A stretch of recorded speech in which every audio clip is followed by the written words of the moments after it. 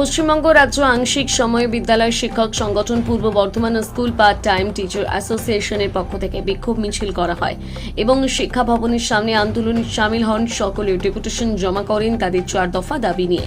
তাদের মূল দাবিগুলো হলো তাদের কাজের স্থায়ীকরণ করতে হবে, তারা ন্যূনতম যে বেতন পান তাদের যথাযথ সাম্মানিক ভাতা প্রদান করতে হবে, কাজ সংরক্ষণের দাবি জানাচ্ছেন তারা। এছাড়াও অবসর সময়ে এককালীন ভাতা প্রদান করার অনুরোধ জানাচ্ছেন।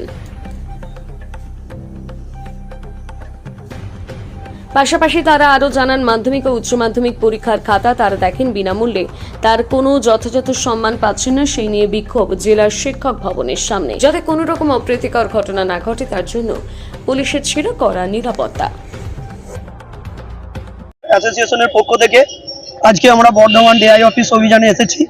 আমরা দীর্ঘদিন আজ 10 বছর ধরে কর্মরত, কেউ 12 বছর ধরে বিভিন্ন বিদ্যালয়ে কর্মরত। তো এতদিন ধরে আমাদের দাবি দেওয়া হচ্ছে যে আমরা বিদ্যালয়গুলিতে নিযুক্ত, আমরা স্কুল ম্যানেজিং কমিটি দ্বারা নিযুক্ত, কিন্তু আমাদের সেইভাবে সরকারিভাবে কোনো ভাতা প্রদানও করা হয়নি এবং দীর্ঘদিন ধরে আমরা বঞ্চিত, অবহেলিত। আমরা এমনকি উচ্চ মাধ্যমিক স্তরের খাতা পর্যন্ত দেখি, আজও পর্যন্ত আমাদের কোনো বেতন কাঠামো গড়ে ওঠেনি।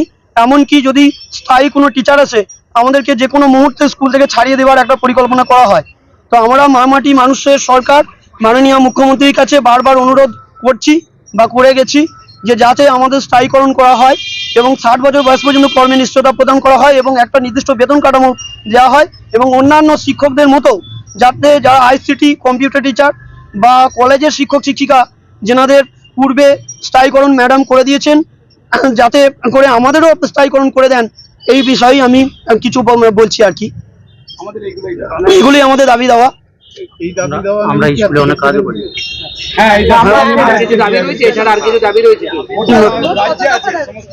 আমাদের দাবি হচ্ছে যে 60 বছর বয়স পর্যন্ত আমাদের কর্মের নিশ্চয়তা প্রদান করতে হবে। আমরা হচ্ছে পূর্ব বর্ধমান জেলার একটা শিক্ষা সংগঠন, গোটা রাজ্য জুড়ে এই অভিযান হচ্ছে আর কি। এই মুহূর্তে আমাদের জেলাতে আমরা আছি প্রায় 300-র উপর। আমরা করছি আমাদের কার্জন গেটের যে আমাদের টাউন হল ময়দান আছে, সেই টাউন হল ময়দান থেকে আমরা মিছিল করে আসছি। আমরা বহুদিন ধরেই আমরা আন্দোলন করছি, কিন্তু বা আমরা অনুনয় বিনয় করছি, আবেদন করছি, ম্যাডামের কাছে আমরা মেল করছি, বারবার আমাদের মুখ্যমন্ত্রীকে জানাচ্ছি, দিদিকে বলো কর্মসূচি তার মারফতে এবং আরো অন্যান্য কর্মসূচির মারফতে বিধায়িকাদের আমরা জানিয়েছি যে অদ্যাবধি আমাদের কোনো সুরাহা হয়নি। তাই আমরা চাই যে আমাদের যাতে সুরাহা হয়। হ্যাঁ, আমরা অবশ্যই অবগত, জানি যা 26,000 শিক্ষক শিক্ষিকা চলে যাওয়ার আগে এবং পরে আমরাই মোটামুটি স্কুলের পুরো দায়ভার বহন করছি। আমরা যদি চলে যাই তো আগামী দিনে উচ্চ মাধ্যমিক স্তরটা পুরোপুরি মাটি হয়ে যাবে। কারণ হচ্ছে আমরা বেশিরভাগ স্কুলেতেই উচ্চ মাধ্যমিকের কোনো স্থায়ী টিচার নেই, আমরা স্থায়ী টিচারের মতো কাজ করি। আমরাই পুরো শিক্ষা উচ্চ মাধ্যমিক বিভাগটা দেখি।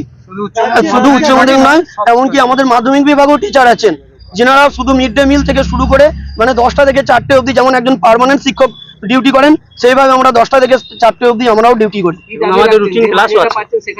আমাদের ম্যানেজিং কমিটি মারফত বেতন দেওয়া হয়। আমাদের দাবি যে সরকার সাম্মানিক 1000 থেকে আজকের দিনে 4000 টাকা পর্যন্ত বেতন দেওয়া হয়, যেটা আমরা বেতন বলছি না, যে যাদের আমাদেরকে একটা সাম্মানিক দেওয়া হয় আর কি।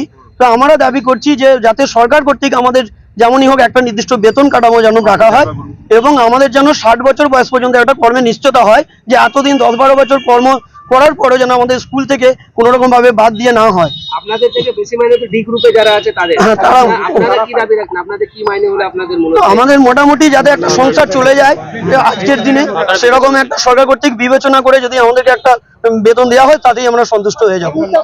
আমার নাম হচ্ছে শেখ টুটুল, আমার স্কুল হচ্ছে সুপুর এইচপি ইনস্টিটিউশন এইচএস।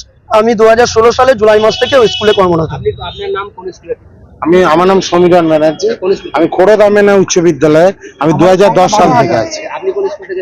আমার নাম মুন্নি খাতুন, আমি বর্ধমান সাধুমতি বালিকা শিক্ষা সাধনা স্কুলের।